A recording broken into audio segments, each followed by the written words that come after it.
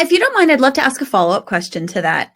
I know, having worked in the industry for quite some time, not everything used to be communicated so much online and Slack and messaging and this and Notions and this and that. And so do you ever think that we're over communicating too much or sort of changing the way that we're communicating? I would love to hear, since it sounds like your company is kind of experiencing some changes there.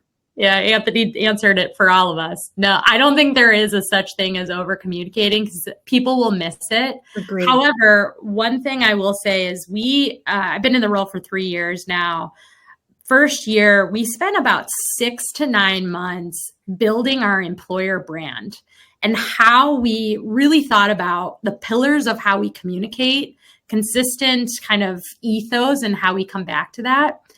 Alongside that, it also defined, where do we put major news? Do we put it in Slack channels? Which channel?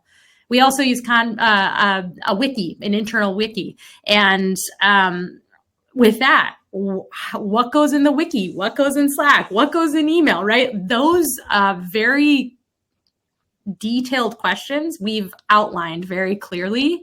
And when people get onboarded to G2, they learn that. So they know how to engage. That's great.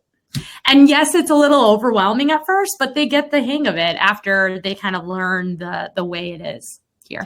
Yeah, it's fascinating how much more access, I would say, the average employee has now in this much more digital age to how leaders are making decisions with the progress of the company. Because I can remember in my first few jobs, you only really knew what was sort of directly in front of you, maybe what your manager was telling, and potentially what you'd learn at all hands. And now it seems everyone has access to so much more, which ideally is enhancing their job, enhancing their experience as an employee and pushing the company forward.